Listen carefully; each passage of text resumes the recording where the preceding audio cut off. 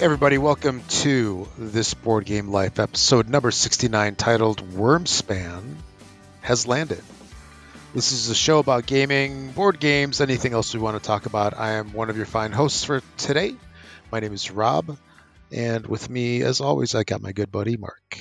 Hey Rob, how you doing this fine day? Oh, just peachy. Super fantastico. Can't wait to start talking about some board games. Well, I got a bunch to talk about, that's for sure. I got new So, stuff too. Woohoo! even Yeah. better. You got a new one? I heard you got a new one called Monopoly Yeah. and Checker S. Yeah. And Cheese. yeah, I can't I'm not smart enough to Yeah. come up with those cool names. War. There's another one. War. Old maid. No. Oh, come Go on. You gotta fish. say it right. No, you're saying them correctly. That's wrong. Old Maid. I'm not smart enough to come up with those names. So Guffish. there you go. Yeah. So since we started talking about them, what have you really been playing? All right. So I played a game called The Number. That is probably literally impossible to find second to the game on BGG. No, it's for sale at my store. No, I mean on BGG when you search for the number. Oh, It's like really? such a basic, yeah, such a basic. I mean, the game is worse because game is only in like a billion games names, Yeah. but the number So is this. it about the alphabet? Is it a spelling game, like a How word did you game? know? How All did you right. know? No, someone from my group brought this. Okay. And oops, what did I just do? Uh-oh. Word Game Geek is down. Well, that's not a good thing. You should have been prepared. I didn't have that. Like their page comes up, but when I It do a search on their page, it's not working. it works for me. It's giving me there we go. There it finally came up. The number. No, this is came out 2020 and it's a weird. It's like you're writing, you got this little marker board, like it's another dry erase marker board, Yeah. Hmm. and you have numbers 0 to 9 on the board. And so you have that board, then you got another one that's colored. So everyone has, there's what, 5 players, I think. And or 1 to 5 player. Well, I guess you can't be one. It's gotta be at least 2 players in this one, but um probably needs to be at least, I think it says 3 to 5 on this. But anyways, so you have your colored board for your color, and then you basically just take any 3 one-digit numbers from 0 to 9 and you just write it on your board, and then everyone lays their boards down, and then you put it in like an order as the highest number at the top, and then you kind of work your way down, I guess, to see if you duplicated like 2 numbers, like if your numbers are the same as anyone else's, or you have 2 of the same numbers that someone else has written down, you get removed, and then you don't score points. So you're trying to not write numbers down that other people are going to write down. And if you got removed, that it's like, or I think if you scored, yeah, if you scored the points, then you got to cross out the numbers that you were able to use. And then you can't use those numbers again. And then you write it down Okay. like at the bottom of the one other eraser board, and each round gives like different types of bonuses. So you might have a multiplier of whichever number you had. And at the end of 1, 2, 3, 4, I think it's 5 rounds, then you have you total everything up. So I think it's 5. It's either 5 or 6 rounds. But it's a quick game, and it was a kind of a starter. while we're, Sure. like a warm up, you're waiting. It's a 15 to 20-minute game. It is 2 to 5 players, but it is best 3 to 4. Ages 8 and up. The weight is a 1.15 out of 5. So I mean, it's very easy, very simple. Just a quick little game. So it's a nice little warm up. Got to Actually, play. I was kind of wondering about that. I'm like, oh, one of those games, and then I see the designers, Hisashi Hayashi, and it's like, okay, this this game now got elevated. He made some pretty cool games. Oh yeah. Yeah, like he made Trains. It's a pretty cool game from AEG. Came out a whole bunch of, I don't know, maybe like 10 years ago, somewhere between like 5 and 10 years ago, before COVID. And what was another one? He did Yokohama, and he also did. Oh man, it was a roll and write game. It was like Rolling Japan. Let me see if I can look it up. It's like they had Rolling Japan, roll to Japan. There's one to the USA. Oh man, it's gonna drive me nuts now. He's only linked to 74 different games. Oh yeah, Sail to India. I like that one. It's a cool little. I'll call it a mini game from AEG. It comes in a box the size of that. Oh man, the the card game that we played, where you put the cards in a pyramid. Oh, Valley of the Kings? Valley of the Kings. Yeah, it comes in the same size box as that. Rolling America, Rolling Yeah, Japan, Rolling Rolling America. World. Yes, that's them. That's them. I am like having like serious brain farts today, so so you know what you're in for. But yeah, he makes some pretty good stuff. So I would expect that the number to be a decent game. Yeah. Yeah, I thought. I mean, it was we only played it once. It was just pretty quick as we were warming up for. So I did. We didn't play it more than the once. Hmm. So Yeah. it's ranked. It's got a 6.1 on BGG. So, Okay.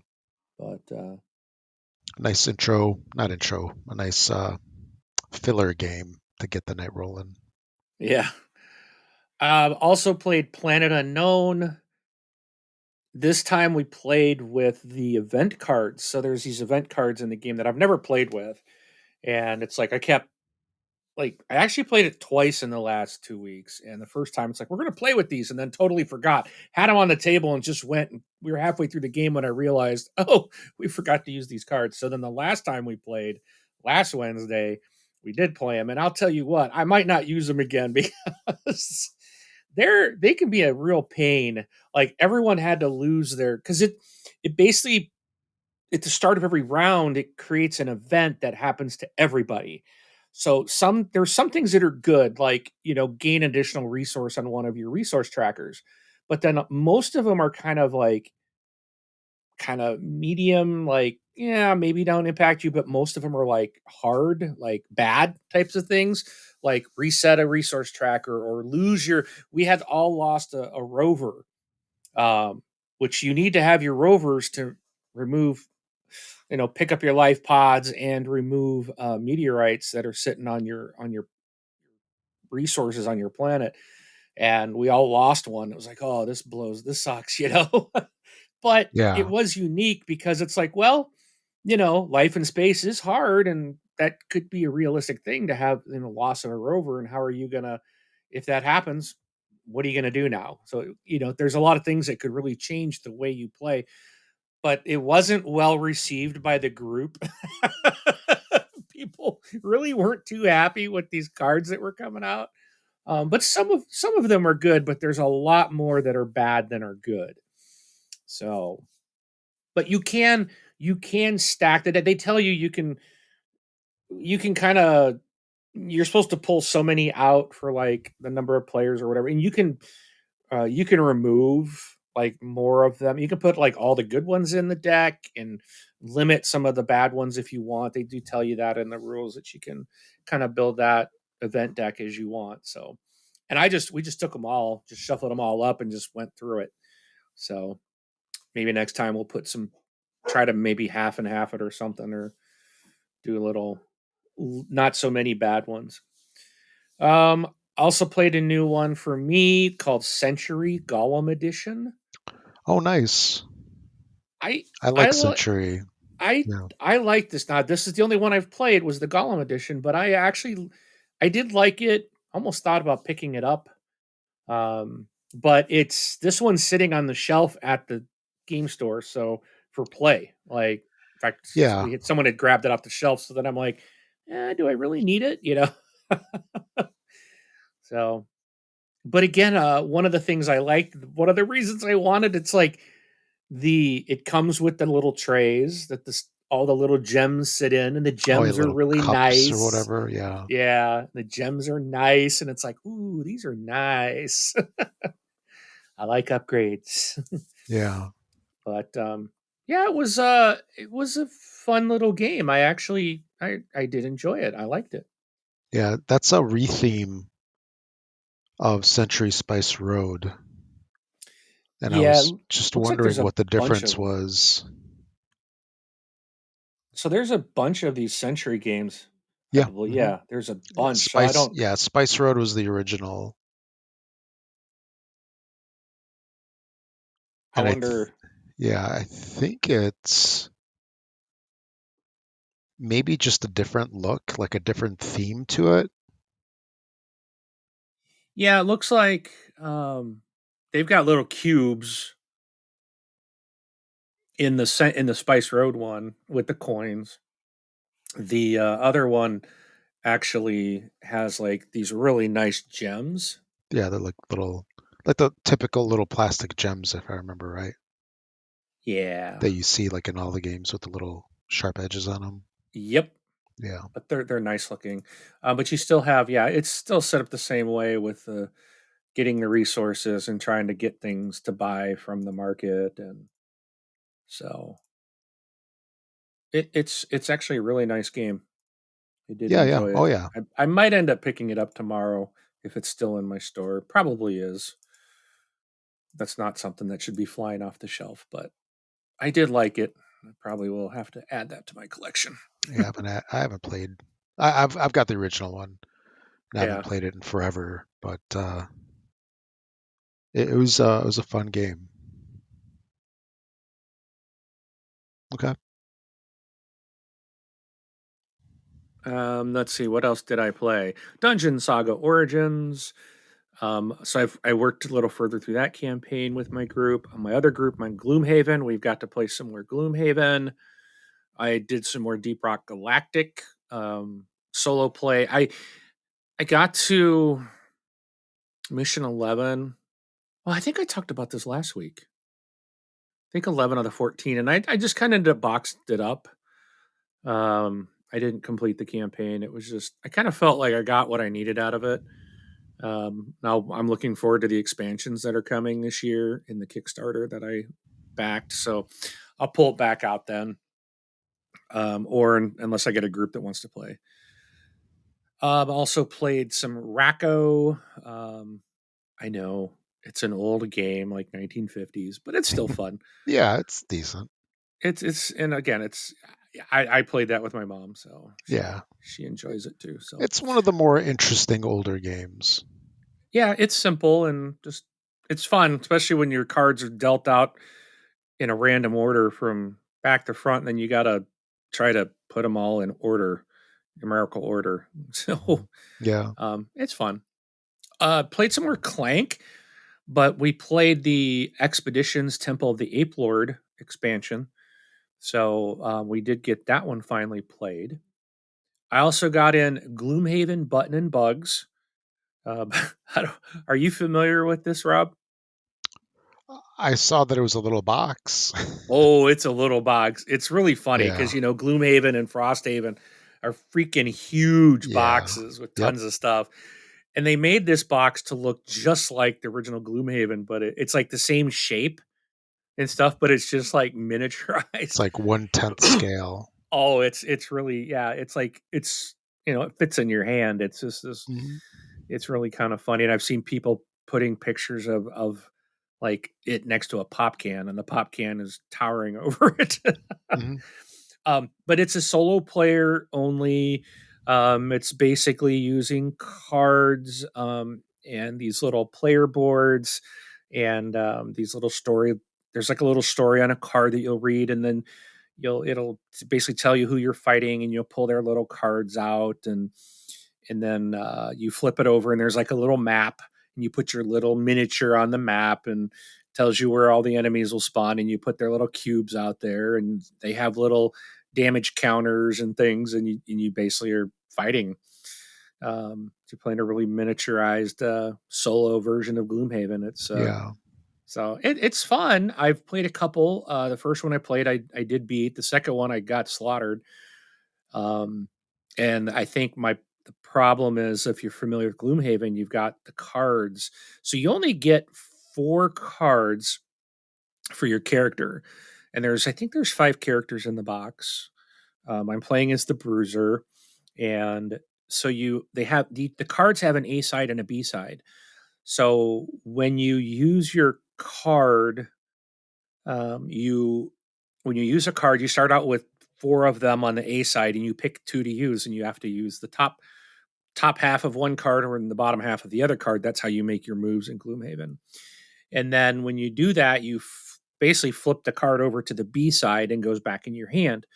Now, once you've used a card that's on the B side, you discard it, and then you have to like rest to get cards back from there. And then of course you would lose one when you do these rests. You're going to permanently lose one for the rest of the game, or at least that mission. And it's like the second game I did was like myself against 2 archers and a scout, and I ran out of cards. Like I couldn't take them all out in a quick time. It's like, okay, so I'm gonna have to play it again. I got it sitting upstairs. I'm just waiting to get an opportunity to replay that mission. But that managing that and making sure you're doing the best, getting the best movement, the best attacks, hoping that if you're familiar with Gloomhaven, there's you use cards to like modify your attack. Here you roll a dice. So there's a board that the enemies have, and you will have for your modifiers, and you roll this dice, and it's either going to be like a negative, a plus, or a 0. And then you roll it, and you look at the board based on the attack level that you're at, and it tells you whether you like -1 or don't do anything, or add wood to your attack type of thing. So it's a little different than flipping cards from the original Gloomhaven. So, so yeah, you could end up, I'm going to attack for 2, and then you roll your modifier, and it's like -2, and you're like, crap, I did no damage. So, but it's cute little game. Lots of people are really seeming to enjoy it. I also played the game, which you talked about earlier. That's that card game.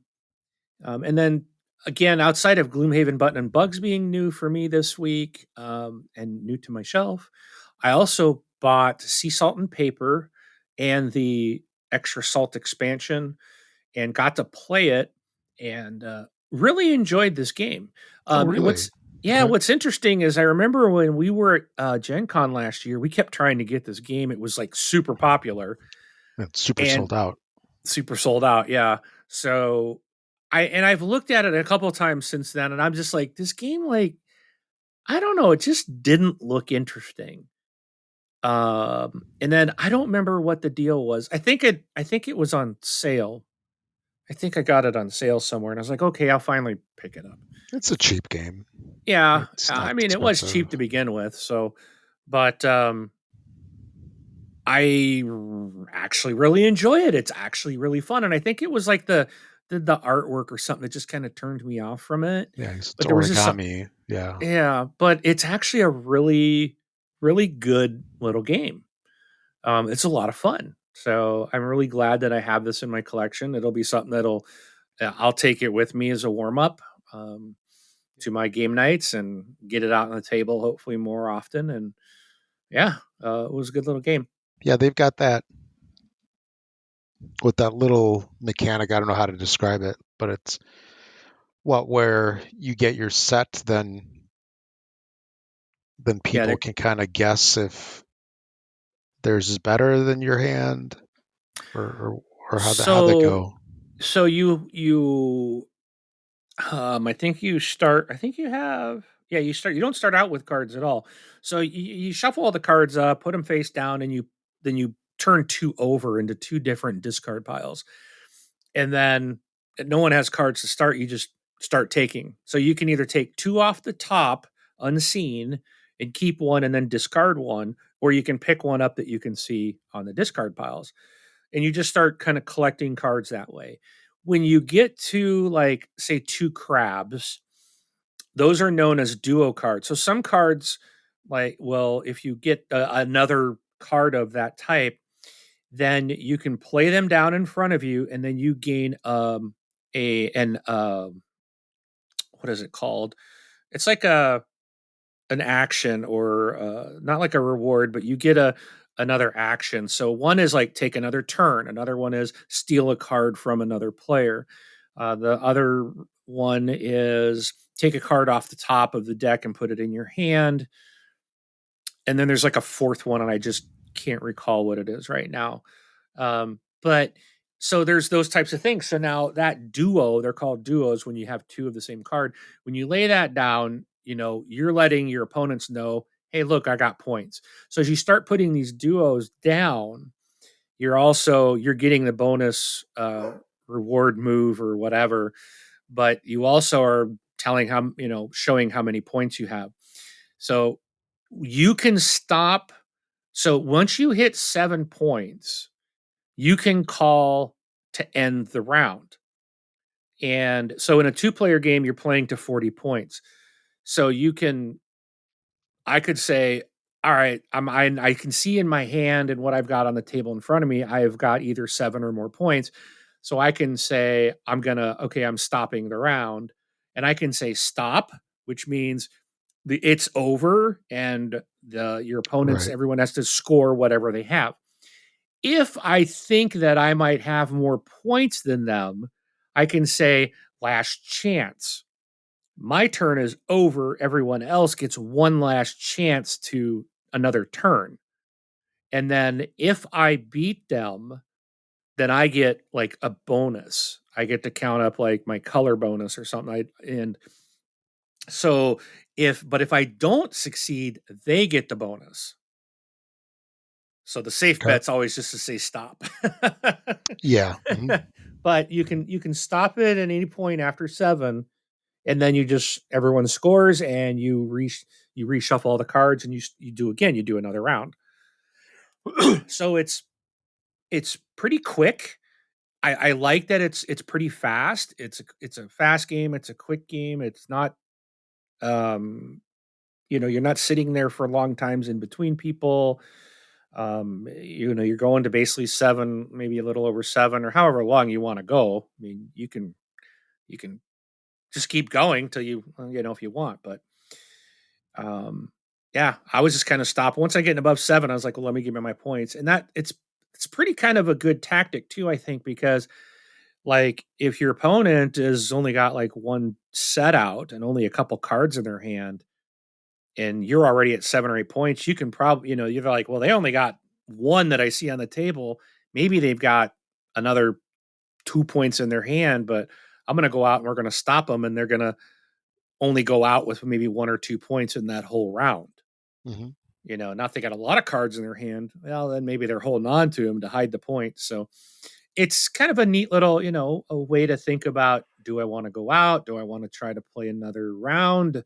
Um, do I want to push my luck and think I've beat them and give them one more shot and see if I can end up, then making that bonus scoring of points? So yeah, really, really fun.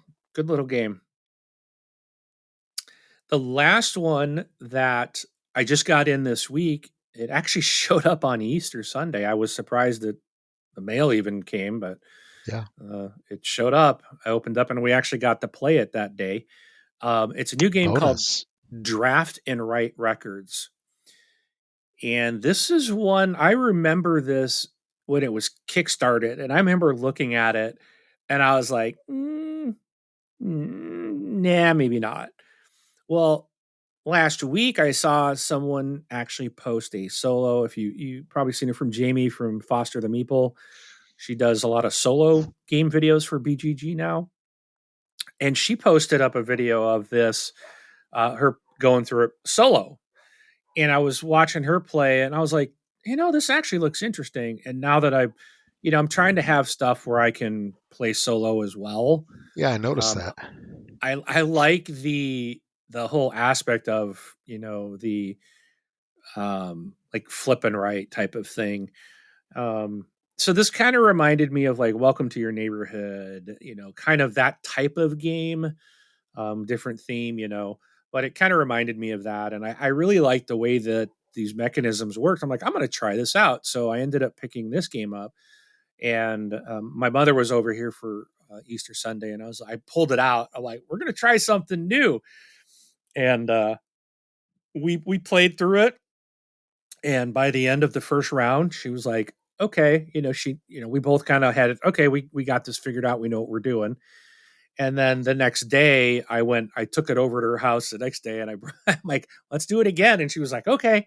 And we had a really good Nice. time with it. It's a really fun game and it can play up to 6 players. So I'm taking it with me tomorrow Oh, to my wow. game group and I'm going to see if I can get my game group to play. So, but it's a fun game. I really do enjoy it. So that's Draft and Write Records. So I recommend that. Check it out. Very cool.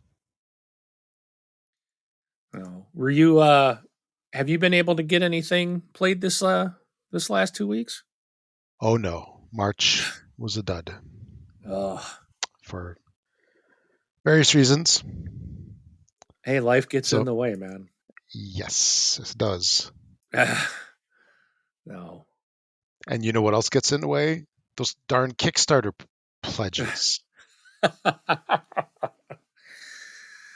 Making Yeah, you they make do. decisions. But you can make very cheap decisions. You can. Or you can Come on, I'm spend them on. segueing the heck out of this. Come on. You're supposed I to like run with it. Oh, I'm sorry.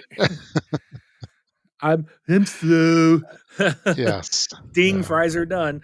Yeah, Yeah. you could, Rob, instead of just going in all in like you like to do, you could just pledge $1. I mean, Really? Tell why me not? more. This sounds Just so like pledge, novel and interesting. just pledge $1. The power of $1. So there's recently, it seems like people are kind of getting having a bit of a issue with this $1 pledge on things like Kickstarter, and An I'm pretty sure. issue? Okay. I'm sure. Yeah, I don't get it. So I thought, like, let's talk about this. Let's what could be so bad? So the idea, like, so there's an article on the Kickstarter page, one of their blog posts back in 2012, and it's called "The Power of $1." And so a lot of times, like I'm looking at Kickstarters, you've looked through them, and I say Kickstarter, so I should say crowdfunding. But like Kickstarter is kind of like the Google, right? It's like that's Actually, I don't look. I just back stuff. you just back stuff. I You just get an click email and you pledge. just say yes, please. I don't even know what I'm pledging. So the idea of for Kickstarter and I'll just go with Kickstarter because I'm reading their blog. Yeah. The reason they implemented this was to allow, and again, Kickstarter is meant, it's not, Kickstarter is a platform for people to put out products. It is not a platform for me as the end buyer, right? That's not their target audience. Their target audience is who wants to, say, build their own game or whatever, get it out and have a way to get it out to people, right? So Right. the The creators, publisher, the creator is the yeah, customer. Yeah. the creators are the customers. So the idea of the $1 pledge is if I'm looking at something like River Valley Glassworks, that's one I just recently, both Rob and I have recently backed. And if you're listening to this now, you've got about 2 days left to back it. It's a game coming out here by the end of the year, hopefully. And you know, it's like there's all these different pledge levels, and some of these games, can cost you $100 just to at this, the base level. Well, that's a Sure. lot of money for us to pay out now.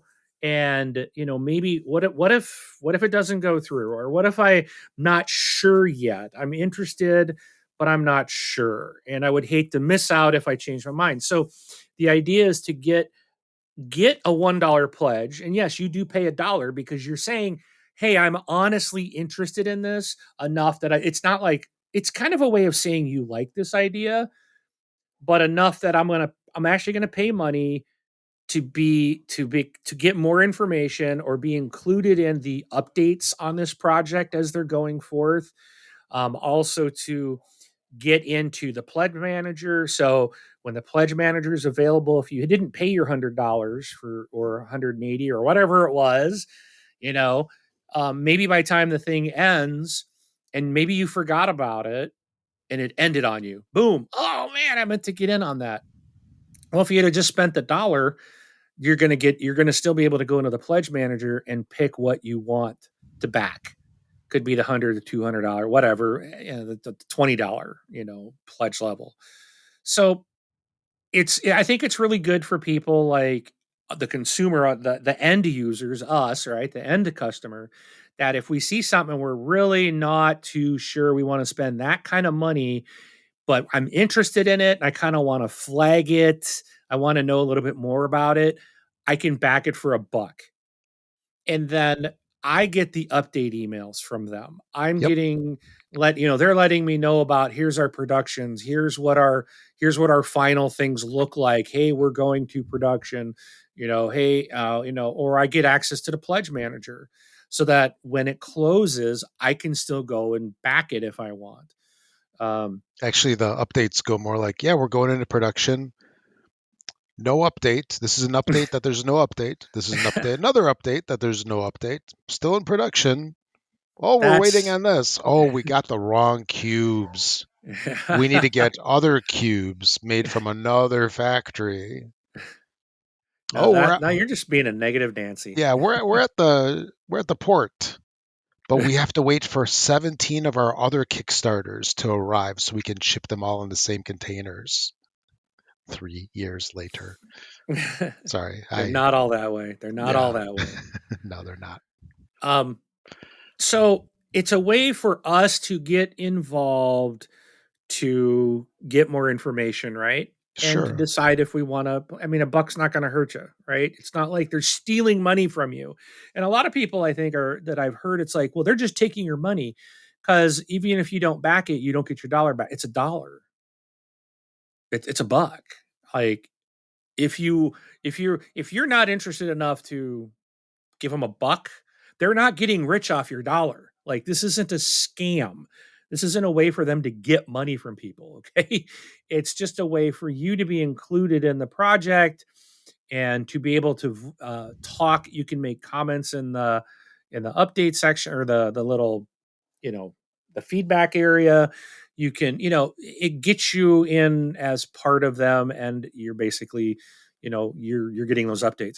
The other thing from a when you're looking at pledges, a good thing for the creator is if you do have a lot of people pledging, even if it's just $1, it still shows a large amount of people. You could be have a large amount of people interested. And when someone's scrolling through and they can see, wow, there's a lot of people on this one that are interested, that helps drive. If it said, wow, there's 5 people, am I even going to bother looking at it? Maybe not. It's like 5 people. That's probably nothing. It helps drive up more interest. More people are seeing it. More people are going to get exposed to it. And Kickstarters and crowdfunding can be tough to get out to the masses, and that's kind of what these crowdfunding sites are trying to do. Um, I just I don't know about you, Rob. I've never done a dollar pledge, but I see like really no problem or bad part of doing that. Only once did I play, or only once did I back a project and I bailed out. I actually canceled it before it ended, and that was the Siemens Marvel United. Hey, now we're up to $500 if you want everything. I was like, okay, Yeah, no more, no more. I'm out. yeah. You tapped out of the ring. Yeah, like you guys are just that's too much. Um, but if you're looking out to, I don't know, do you see a problem like with this dollar pledge, or have you heard anything where that I'm like No, missing of why this would be no, such a bad thing? no. I mean, I personally see it as people complaining about stuff because they can. It's like if you don't agree with it, if you don't like it, don't do it. Who cares? I originally thought it was a way for people to air quote participate in there and just so that they could comment Right. without having to commit. So, there's what the Kickstarter, yeah, they're called comments, right? In like the update section or whatever, you can, I think so, yeah. But I you closed out could, my yeah, page. pulling up like wait, here's like Shogun Revised Edition. Yeah, yeah, there's a comment section. And then anybody that participates in this, whether they're a full-on backer or they're the dollar pledge, they can go in and then they can make their comments, maybe like of things that they'd like to see, because some creators, they want feedback. I mean, I don't know if it's Right. worth it, but they want feedback. They want to see what they want to give their consumers, their not their fans, but the people that buy their games, they want to get some feedback on what they want to see, like maybe some kind of particular piece or make it thick chipboard instead of like thin stuff. And I could see that, right? Because otherwise, if you haven't backed, yeah, like at the top it says only backers can post comments. Um, Right. and it's not a thing for me personally because I mean I don't have time. I don't even know what's going on with most of my Kickstarters because I don't even read the updates. These are long. When you don't have time in the day, who's got to read? Who's going to read like a 4,000 page update? But I could see the use of it in that respect. I had never really thought. I've never done one a dollar pledge. I Yeah. go big or go home, right? Because once I see that Kickstarter, I either pledge or I don't, and then I forget about it until I go, what is that box on my front door? Oh yeah, it's this game that I backed 2 years ago, and it's like surprise. But I never even thought that it would be like that. It would give you the option to buy later. So like in stocks and stuff, there's options where you have an option to purchase something at a certain price or whatever. I could see it being along those lines. Now, the one thing is that for a game that has multiple editions and exclusives and so forth, you could potentially miss out on those, I would think. Like if there's only 1,000 of the super mega legendary Oh, true, yeah. enhanced edition, if that fills up, you're going to be out of luck, Right. right? You'll probably get the retail or whatever the regular Kickstarter version is, but that's your gamble, right? Of not committing.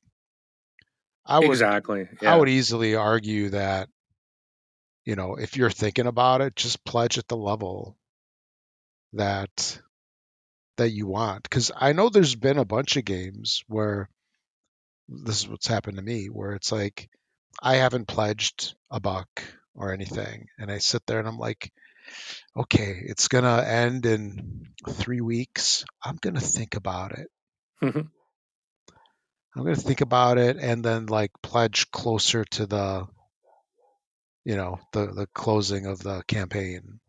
And lo and behold, it funded without me. And a lot of this was before you could even late pledge.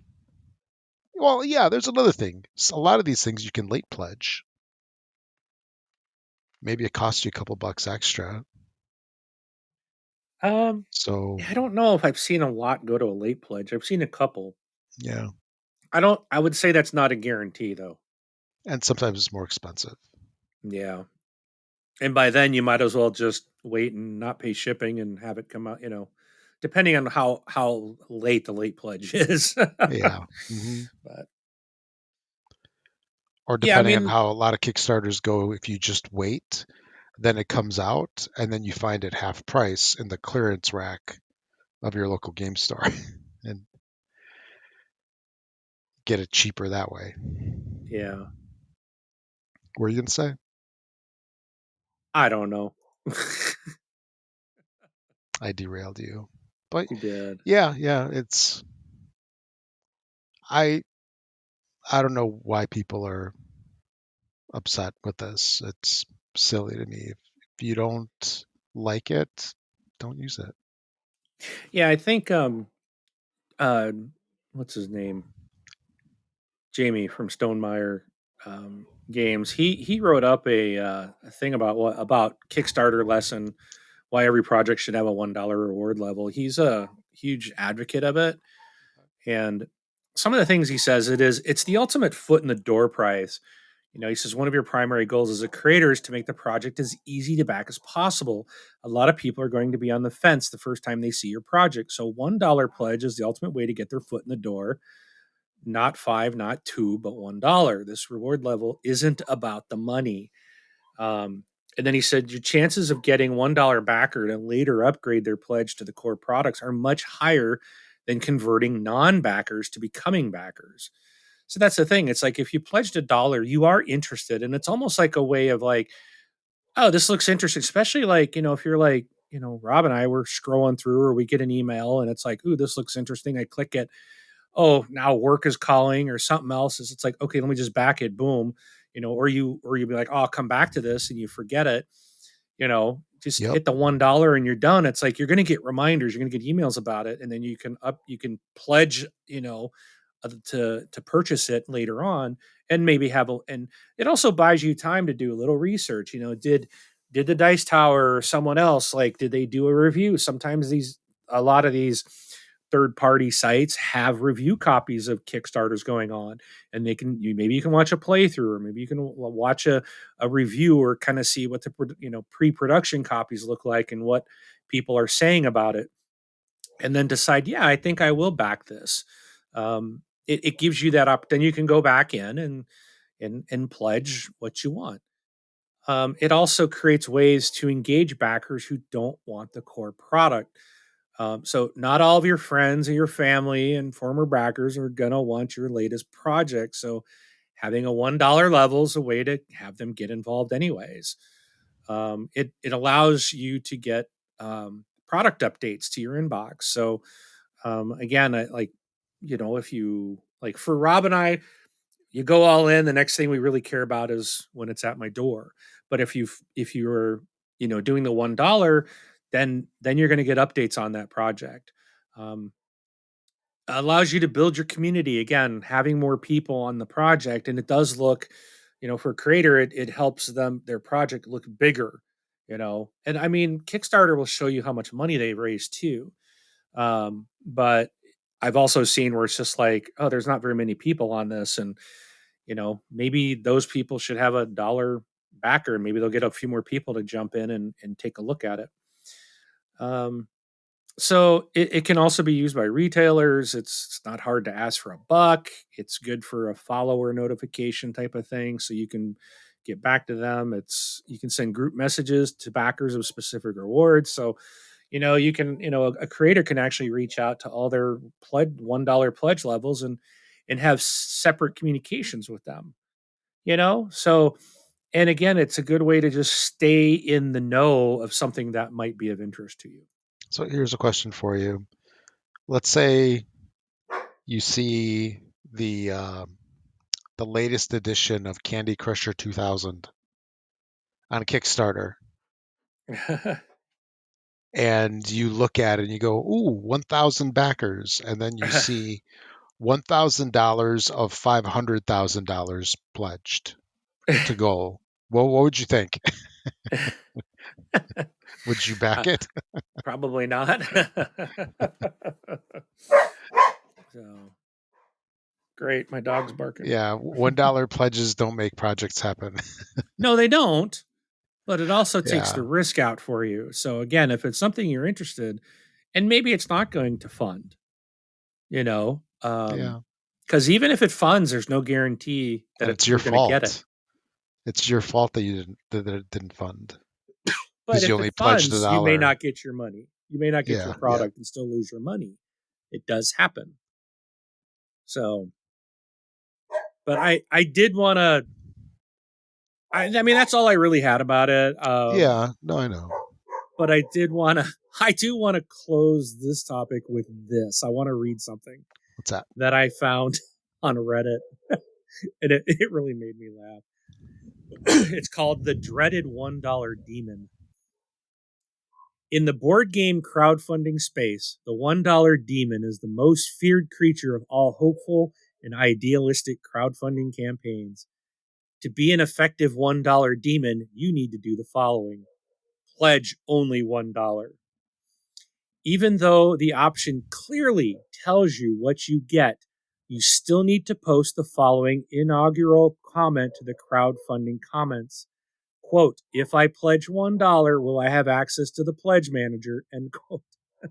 Which I did just see that in River Valley Glassworks. I was just looking at the comments and saw that in there.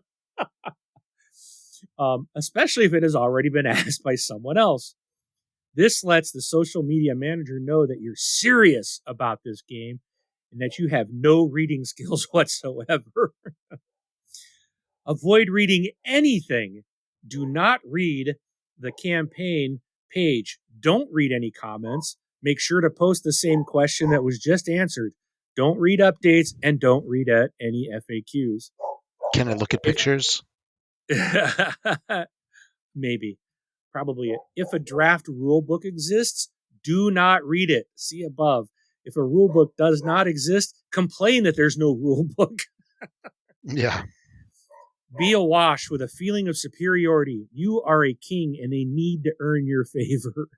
Oh, yeah. Make sure to constantly start or end your comments with the following phrase or some variation. I've only pledged $1 so far, and if X doesn't change, I'm not going to spend more. That's how they'll know you're important. Always threaten to cancel your $1 pledge to get traction. Yeah. Make sure to always threaten to never support the company forever and ever and ever times infinity. Make sure to comment and reply post only to negative comments.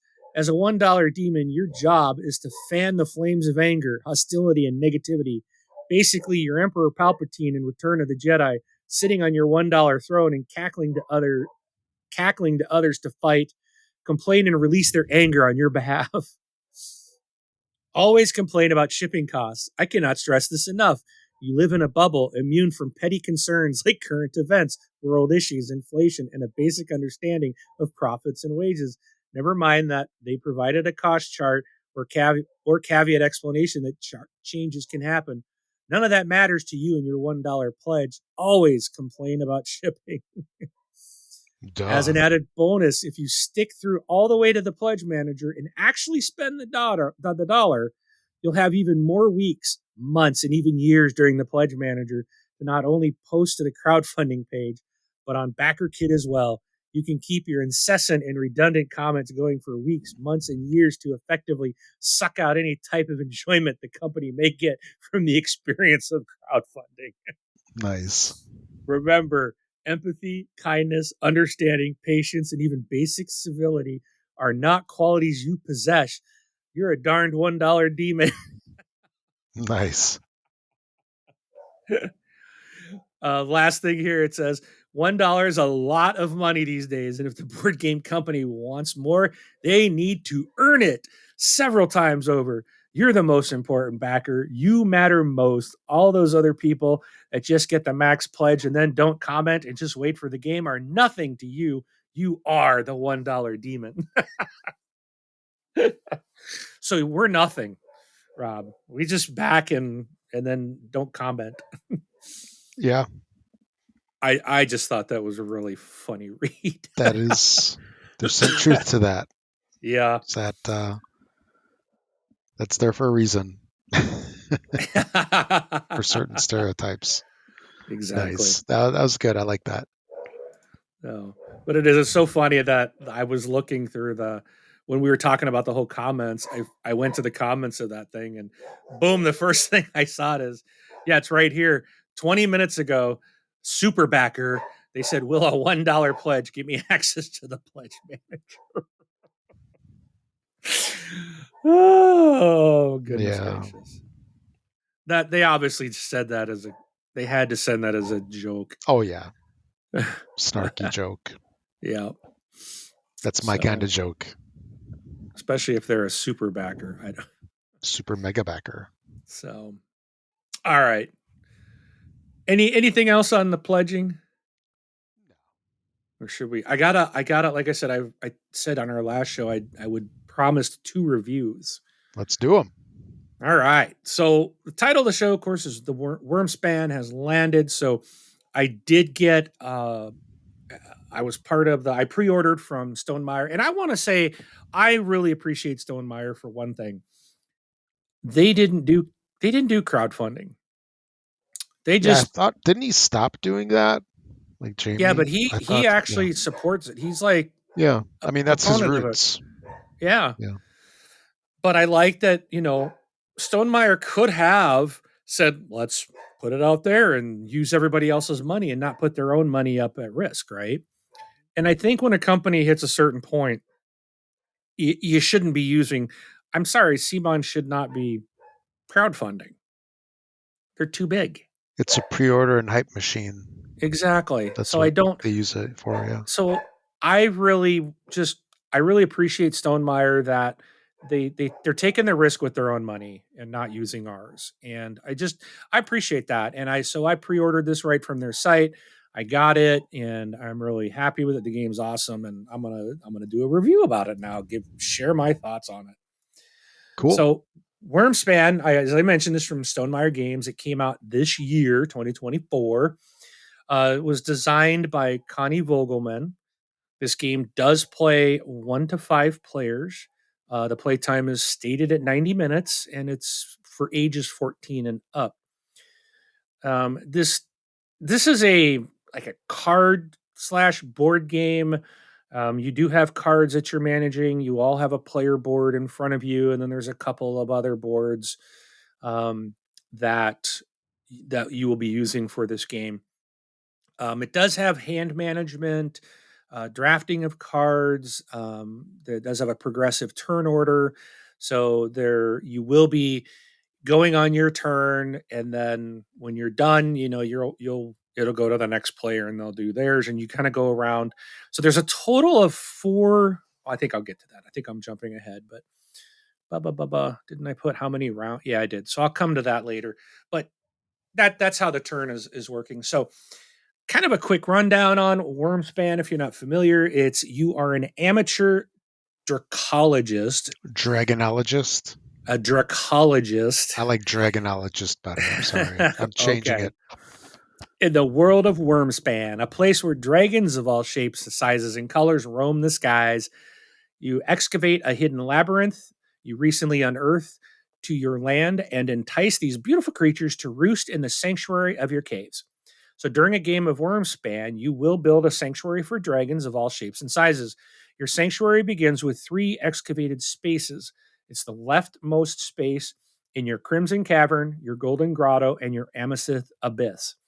Over the course of the game, you will excavate additional spaces in your sanctuary and entice dragons to live there, chaining together powerful abilities and earning the favor of the Dragon Guild.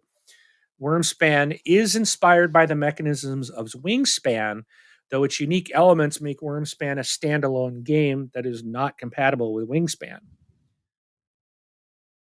So this box, I say it's like a medium-sized box. It's if you got Wingspan, it's at the typical squared normal-sized box. Like a Ticket to Ride box. Yeah, yeah. something like that. So I call it medium-sized because it's not like a it's not like Ticket to Ride Legacy of the West, or it's not like Right. Thunder. Why do I can never remember that? Thunder Road. Right. Yeah, Thunder Road, but like it's not a really That's long like box. a big Monopoly box. Yeah. You do get there's cardboard resources. So your resources of like milk, meat, diamonds, and gold. And then you have coins. Those are all the retail game does come with cardboard versions. You can purchase deluxe upgrade components where the coins are actual metal. They're very nice. They actually are really nice, and they've got like these really nice dragon wing etchings on them. Very nice. The other upgrades are like wooden upgraded components, so they're really nice to have. You get dragon cards and cave cards. The cave cards are a different size than the dragon cards, and I'll talk about that in a minute. You get your little meeples, so you've got a little adventurer that you can move around on the board. You get a little guild shaped shield like thing that you'll use on the guild board. And then you also have, like I said, you can have a guild board, player boards, and then there's a round tracker board as well to track the different rounds and the bonus objectives in each round. I would say the game is colorblind friendly. I don't think that there's nothing specific to color. Everything is got shapes. So like even the resources, they're all shaped to look like what it's supposed to be. So if people that struggle with color, you've got the shapes to look at. So that's nice. There's lots of cardboard bits to punch out if you like that. The game is insert friendly. So I mentioned like the cave cards are a different size. There's 75 cave cards, and you would use a 57 by 57 insert. And then for the dragon and all the remaining cards in the game, you would use a 57 by 87 insert, and you would need 210 of those. So that, again, about almost 300 cards in the game.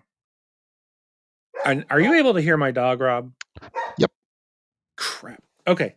Let me go close my door real quick. So sing a song for 2 seconds. That's a quick song. And he only noticed it now, of course, after like half an hour of barking dogs. And I think we can still hear it, but that's okay. Did you hear any of that? Did you hear any of that? Like No. after half an hour of dog barking, you notice it. Oh, well, you could have said something. I didn't know they'd do it for half an hour straight. Anyway. He's still, because now he's at my door barking. So yeah. I closed my door, so it's not helping. And he's probably. Like knocking on the door. Yeah. Little pig, let me in. Sorry about that. Anyways, where was I? Okay, so I talked about the cart. So the storage, there's no organizer in this, so that's one thing that I feel like kind of frustrated. Like Wingspan's the same way. You just throw everything in a box, you open it, and everything's just in there, laying in there, kind of loose. But when you bag everything up or you put them in little store, it's going to fill the box. So I mean, there's really not room for like an insert, but I think it would be nice if they could, put some kind of organizer into it. So Wingspan was this way. It's just like it's kind of a disaster. Wyrmspan's the same way. It's just I'm gonna have to. In fact, I do have some extra game trays that I'm gonna tonight after we're done. I'm gonna try to put everything in game trays and see if I can get a better organization in there. But it's a little bit of a disaster. The rules are very easy to read. It's a very nice rule book. It's that like linen finish book, so it's durable. and lots of the artwork in this game is gorgeous, and it shows in the rule book too. The rule book is very nice and easy to read, lots of examples. The artwork throughout this game is just beautiful. The dragons on the cards are just so nice. They're just really done beautiful. It's like the only thing I can think. I guess I'm not very not I'm not a man of words. They are the very beautiful dragons. Um, the one thing that I think is special about Wyrmspan is that if you I'm like a big fan of Wingspan. I've really always enjoyed that game. I don't know if I'll go back to it, to be honest, because I think that this is an improvement over Wingspan in several different ways. It just seems to play a little faster. It it's also love that you have the ability to take the resources you need. Like in Wingspan, you were reliant on the resources in the bird feeder, and that's kind of a neat mechanic, and it fits that theme. But it always frustrated me when I needed resources, and you look in the bird feeder, and it's like what you needed wasn't there. So then you're like trying to do something else and hope that someone will take some of those out and so that they can be re-rolled. In Wyrmspan, if you need resources, you just take what you need. There's a step to get resources, and that's your choice, just like in Wingspan, but you get to take what you need. And I really like that so much better than being reliant on what's in the feeder. Um, it just, I think, allows for you to have more control over what you're going to do and to get your things out, and not just taking one, taking a worm and then maybe a rat, but you don't need the rat, but you gotta, at least the worm will help you. Here you're just taking exactly what you need. Oh, I want a milk and I need a diamond, so it's just what you take in your resources you're going to get to use. I really like that.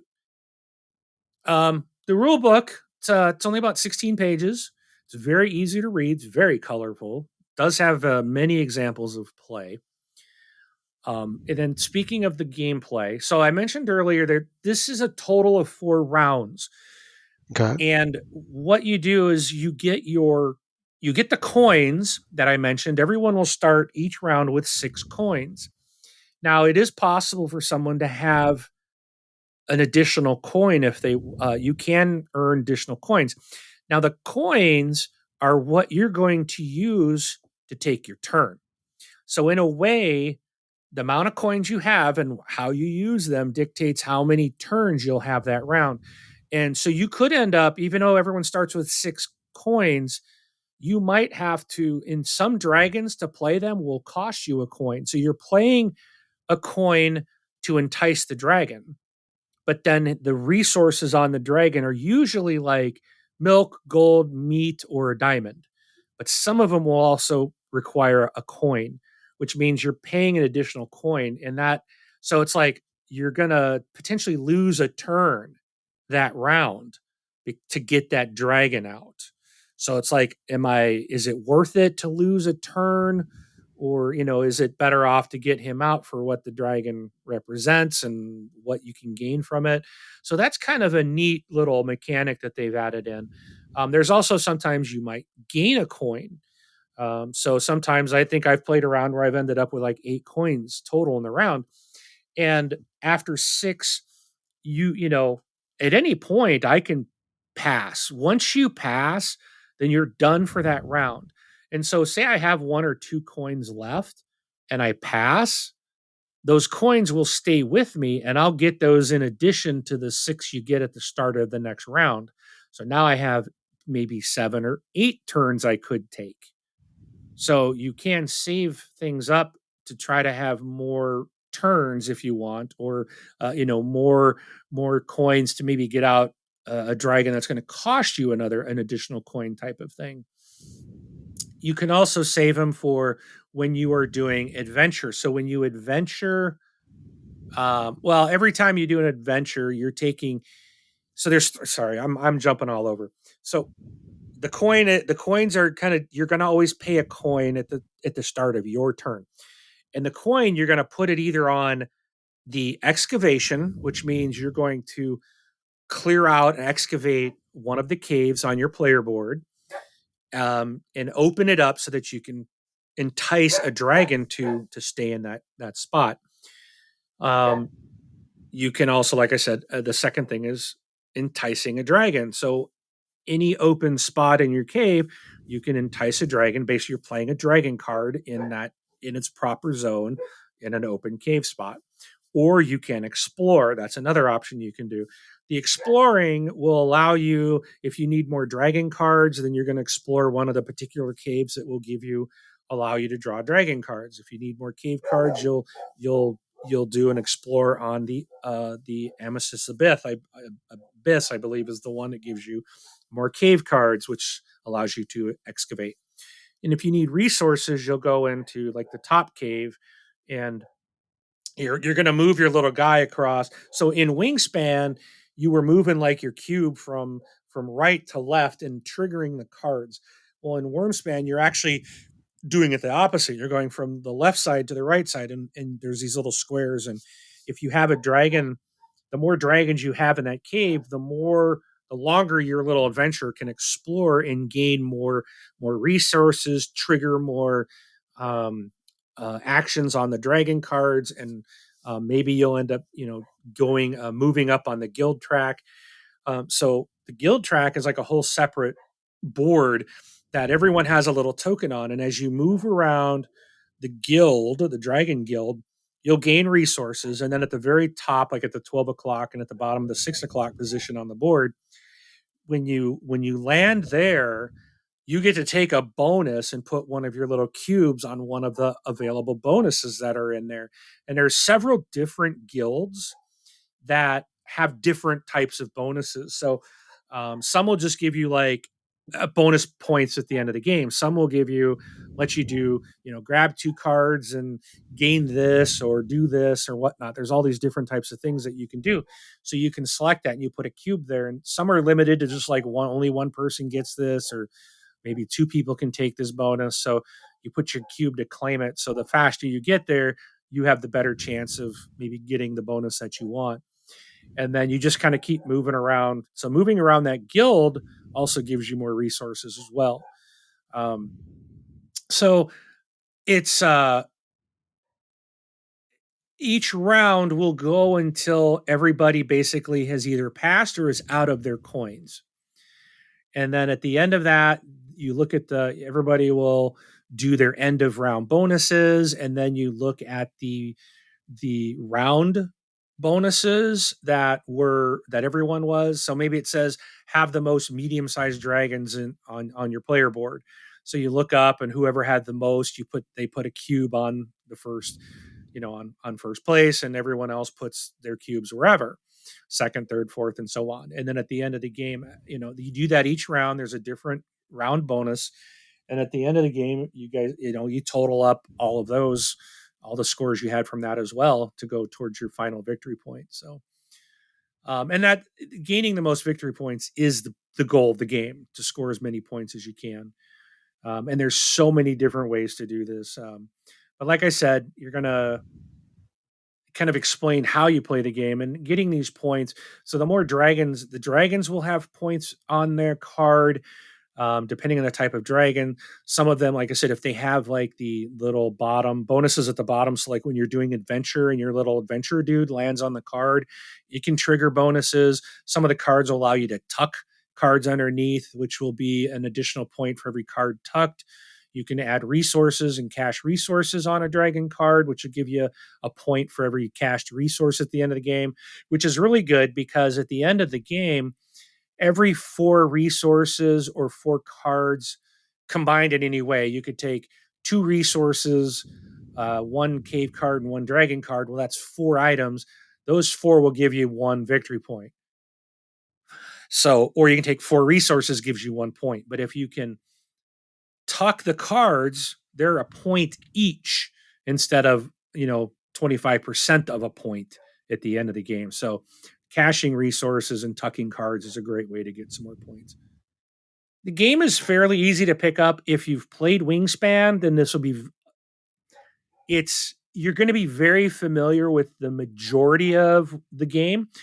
It'll be very easy for you to pick up, but there are differences. Um, but they're that not that drastic to pick up or to change, the mindset of how it works. You'll have it down in one game.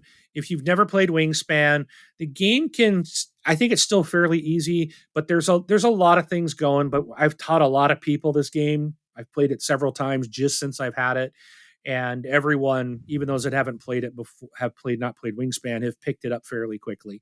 So it's really basically easy game. You really, when you get down to it, you're doing one thing on your turn most of the time, unless you're got an engine going and you're chaining some things. But you're going to do something, you're going to pay your coin, you're going to do something, gain your cards or your resources, and then it goes to the next player. So, Wingspan was very much the same way. Some interesting things about this game was that they actually included a 32-page book. Again, really nice linen finish, just like the rule book, and it covers all the different dragon cards. And it's just like Oh wow. really like, yeah, it's like this did not need to be there. It does nothing. It's only there for you to see all the cards and what they do and all the different artwork. And I'm like, this is like really nice. It's just more of a like an art book, really. It doesn't serve any purpose as like a rule book or anything, you know. Yeah. And it's just really nice that that's included. There's also another rule book for the Atoma or whatever the solo play. Oh yeah. So they do have a solo variant in this as well, and they have a Is separate rule book for is that. that like another player, like one or two players? I think it just adds another player that, and Yeah. they in the book the rules tell you to manage that, but there's additional components like cards and stuff. So I haven't played it, but there are different rules for people to play solo. But I can't review that part because I have not done it. I Gotcha. just know it's there. And I would say that the playtime is very accurate. It's what did I say it was? 90 minutes. 90. Yeah. I think that's very fair. The couple games I've played, we've taken about 2 hours, but again, that was everyone kind of learning. So we only took an extra 30 minutes and that was teaching. So I think the 90 minutes is very accurate, especially once everyone knows what's going on. It can go fairly quickly. Um, I think this game is really fun because it's easy. I think it's fairly easy for gamers of all types to learn.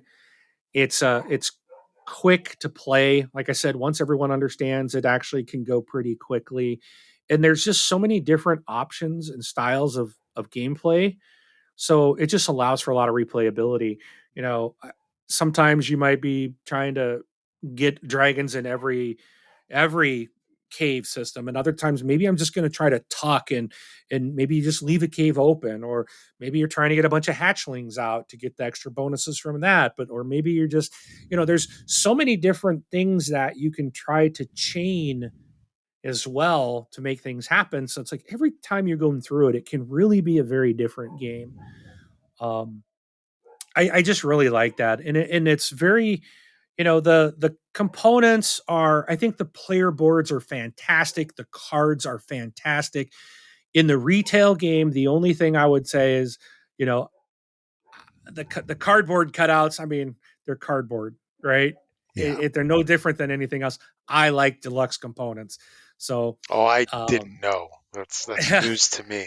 the coins are just so much better. I love them. They're gorgeous. If we were on a video podcast, I would show you.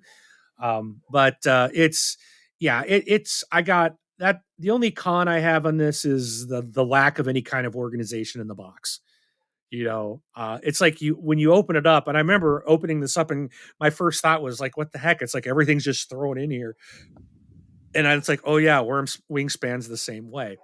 Yeah. Why there's no type of organization is kind of weird, but They're but it leaving it up to third party. yeah, I Yeah. guess, but so anyways, final thoughts. It's absolutely fun. I love this game. I absolutely would recommend it. If you have Wingspan, do you need Wyrmspan? No. If you like Wyrmspan, do you need Wingspan? No.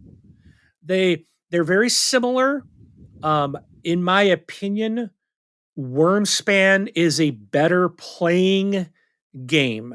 I think it's just a better experience. I think it's, and this not a knock on Wingspan because I love Wingspan, but I really love the changes they made to the formula on this game. And it's not dragons versus birds, doesn't matter. It really doesn't matter. Wingspan is a gorgeous looking game as well. And this is simply, I think if you don't have either one of them, I would say get Wyrmspan. I think the play is just improved. Um, and I think, yeah, tons of replayability. And I think everyone, gamers of all types, will like this game. Very cool. Yeah, I wonder if it's got like, we'll call it like the hotness um, that Wingspan has. Because Wingspan, it out of the gate, it was like a big hit. Is Wyrmspan, is it keeping up to its granddaddy? I don't know. I would I would almost say it probably won't because Wingspan, as far as I know, and I'm new, I don't know of any other game that's like Wingspan. If there was anything that kind of the way that played, if there was anything prior to it that's Mhm. similar, but a lot of people think of, well, it's just Wingspan with dragons. So it's nothing necessarily new. It is Wingspan, but improved. Okay. Yeah. So I don't know if it'll hold on and take over or not. As you know, it might. It absolutely might. I mean, the Right. gameplay is great, and I've been asked to bring it every week, Okay. and it has been played every week since I've had it. Last week I was playing something else, and another table asked, "Hey, can we play your Wyrmspan?" I was like, "Absolutely," and they pulled it out and they played it. So it gets played. It's very much enjoyed. So Nice. it gets right now. It's getting a lot more enjoyment. Like I mean, I know this group we've played Wingspan, but this is the one that like people are asking me to bring. And again, is it because it's new? But Yeah, it's the got kind of a it's the new hotness, no doubt. it is. But again, everyone that has played it, that's played both, has told me the same thing. They think this game's improved. They like this. It's like it's streamlined better. It plays better. Um, and I think that's what. So if it does have longevity, I think it'll be because of that. But if it doesn't, I think it'll just because people will think, well, it's just Wingspan with dragons, and I've already got Wingspan.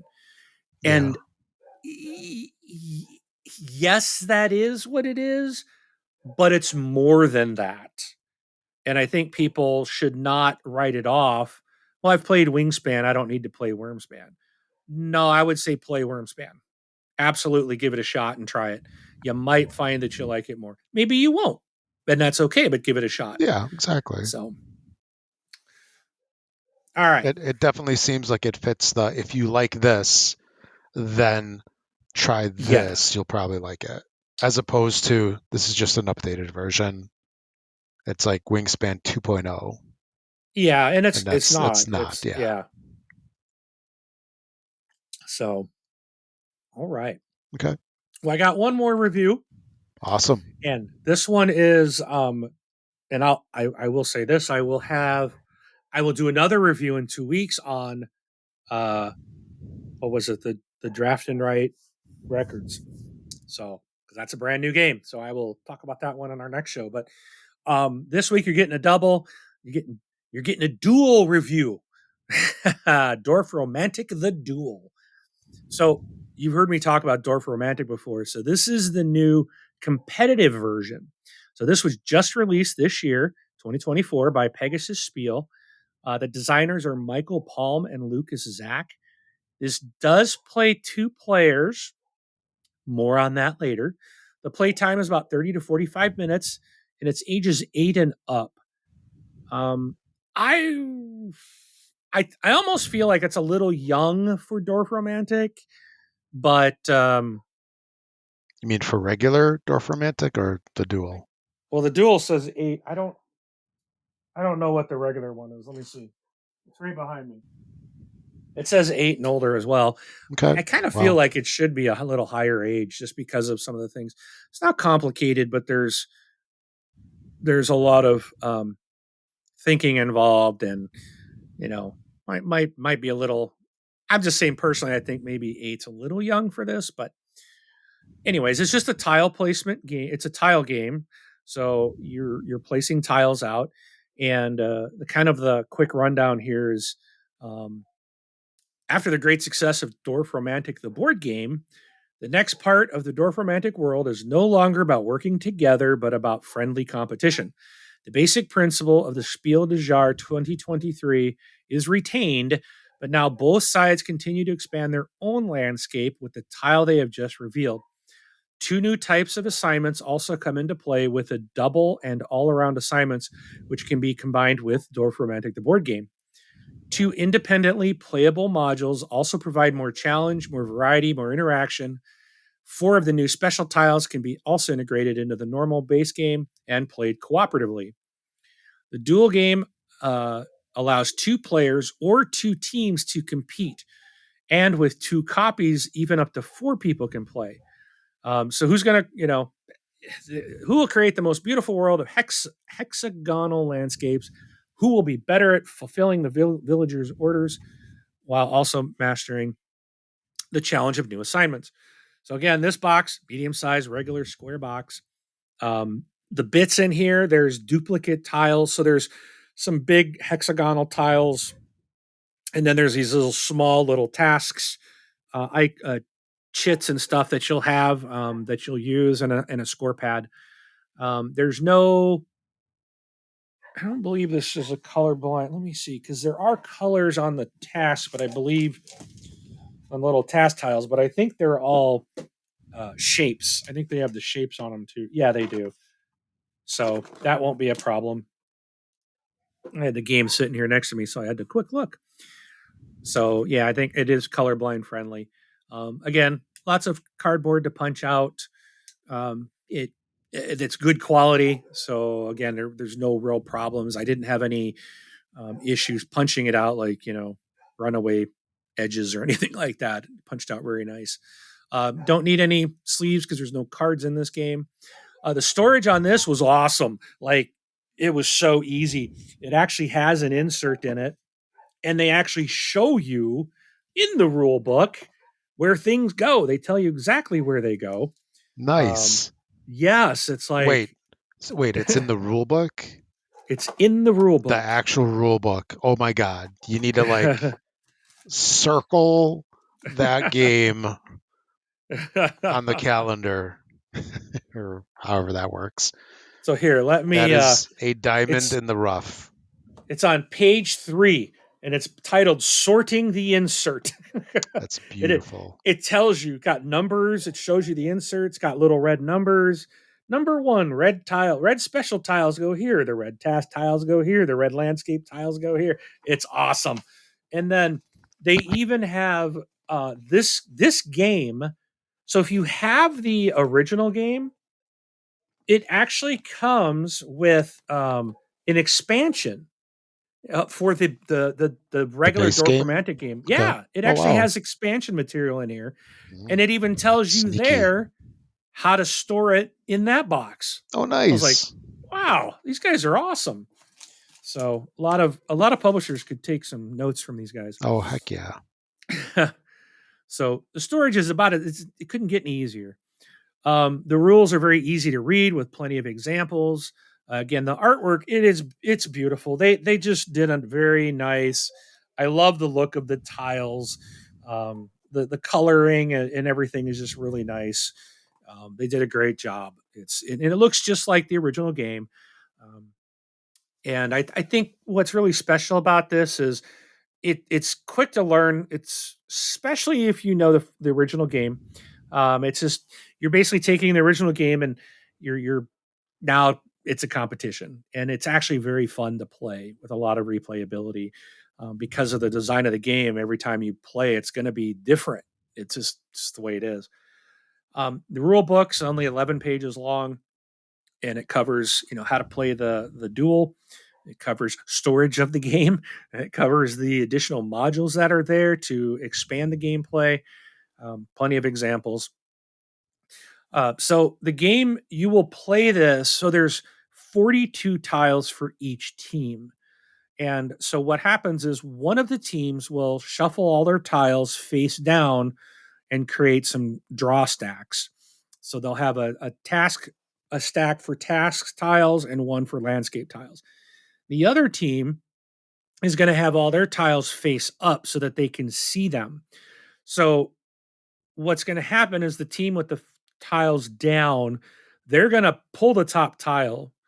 Okay. And that's they're going to be dictating what's played. Okay.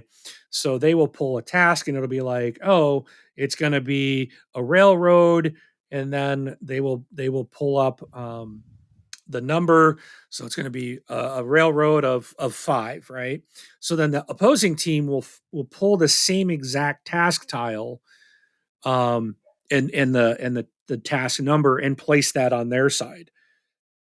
So you do this just like in Dorfromantik. You're pulling 3 task tiles first, and you're putting them together, and then that's kind of, and you can put them however you want, following placement rules. So this is where you're going to start to, even though they're playing the exact same tiles every time, the way each section is going to get built or each team stuff is going to get built will be vastly different. And in fact, the last time I played, we had the other team was kind of going in like a more of like a rectangle or kind of a really long build, and our side was more of a kind of a more of a circle. Like everything was kind of just building out of the circle type of thing. So we had we were playing exact identical tiles every time, but scoring and building was very different. So it just makes it very unique. And I made a comment about it while we were playing. Was like, we're playing the exact same stuff, but look how we're building so differently. So it's really neat. Ultimately, the goal is once all the 42 tiles, all the 42 landscape tiles are out, you will be done. And then you're scoring. You're figuring out. You count the task tiles and stuff that each team got completed and the different things. There's a lot of different bonuses in the game that you can potentially score. So you kind of count everything out, and whichever team has the most points wins. Let's see. Let's see. I think I already talked about that. Yeah. So, so I mentioned earlier it's like a 2-player game, but they do say you can play in teams. You can. It is designed as a 2-player game, but we actually had 6 people play this, and we just split into 2 teams of 3.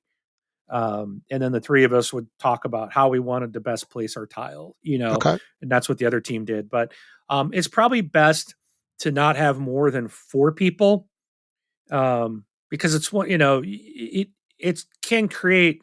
Everyone's like, well, the tile should go here, it can go there. And now we worked really well together, but again, it can be one of those things of. It's one of those where if you have alpha players who kind Yeah. of really take over, They play by um, themselves and you're just watching. yeah. So, Yeah. but if you've got players that really work well together, then you can just make teams, and then just kind of talk, and share. Hey, this does this or that does that. Because sometimes you're like, oh, let's put it here and gain this, and you didn't see that. Hey, if you put it over here, you can actually not only complete this task, but also, now your forest has you closed off your forest for the flag bonus or something. So, it's a lot of fun. The thing that I really like about this is that there's just so much variety and placement options, and that each game you're going to play, you will build out differently.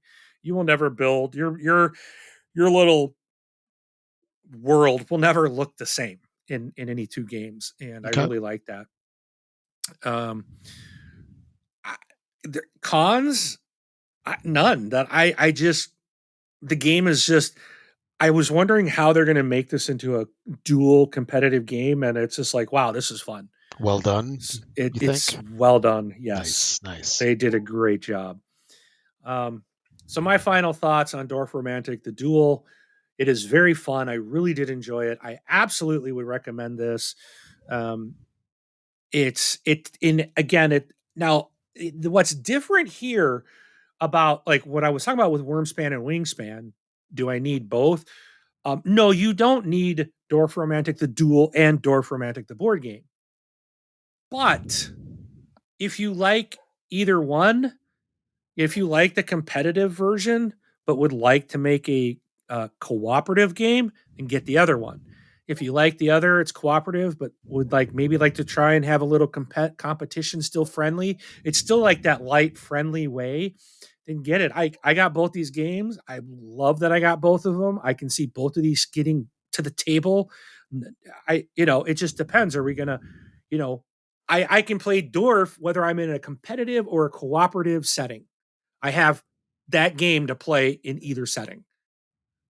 So Yeah. I would recommend having both in your library if you like Dorfromantik. So Nice. yeah. But that's it for my reviews. That's Here endeth the lesson. yeah. No, because Dorfromantik is one of those games that I've always wanted to get at. Kind of kicking myself for not getting it at Gen Con last year. But I did. yeah, I know. And it was like it was on my list. It was absolutely on my list, but it was one of those that I'm like, I can't get any more games, and it fell off the list. Actually, it didn't fall on the floor and then get forgotten, swept under the sofa. No, it fell off, and then I picked it up, and then I still have the intention to buy it, but now you've got me intrigued in with the Duel as well. You need them both, my friend. You need them both. You of all people would The really enjoy both these games. Yeah, I'm very sure you would. These seem to be in your wheelhouse. I mean, they are Euro games. yeah, exactly, and they are a video game too on Steam. Like what, $15, $20? I haven't even tried that, but I might have to get that. Yeah, once you're done with Survivor. Dude, I think I've about played that thing out. Yeah, I don't know how you I play so much of that. I usually sit it down. We're talking about Deep Rock Galactic Survivor, by the way. It's like I'll yeah. sit there. I'm like, I need to decompress for a little bit, and I'll sit there and I'll play one game, and I'm done. And then I go back to whatever I was doing I'll sit there and play one game and then one at a more time, and then just one more. one game at a time. Yeah. Yeah. Although I am in a really funky situation now where it's been a while since I've been able to complete the entire deep dive of all of the levels Oh yeah. because I constantly am making like careless mistakes and I die right at the end. It's I'm like, oh, let me go get that big area of XP as I'm running to the thing to the drop pod, and then something happens like they start all the exploder dudes start blocking my return and I have to swing around and then I get, oh, it left without me. Just got to Or run through them, man. yeah, or I'm Plow like, through. yeah, or I go and I'm like, oh, I need to get that red sugar. And then I'm in that area a little too long and then the freaking dreadnought jumps on me and kills me. It's just like stupid stuff. If I actually played the game, I'll say to win, to finish, I'd finish it, but I swear it's been like 2 weeks. I haven't finished the level just because of that stuff. But anyway, so yeah, Dorfromantik on Steam. It's cheap. It's less than $20, I think. I forgot how much it was, but it's a different experience. Yeah.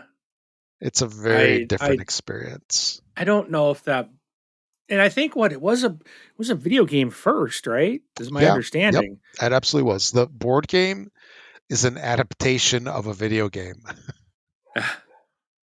Really Yeah, well that's like done. I'm gonna have to probably get it just to try it. Yeah. Just just to see what I think, And see how it plays. if I was to say 5 words to describe it sometimes, it would be, does this game ever end? You'll see what I mean.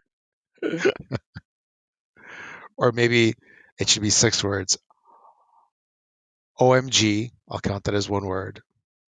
Does this game ever end? Anyway, but it's really good. Highly recommended, just like the board game. And I got to pick it up. I got to pick them both up. So I have all 3.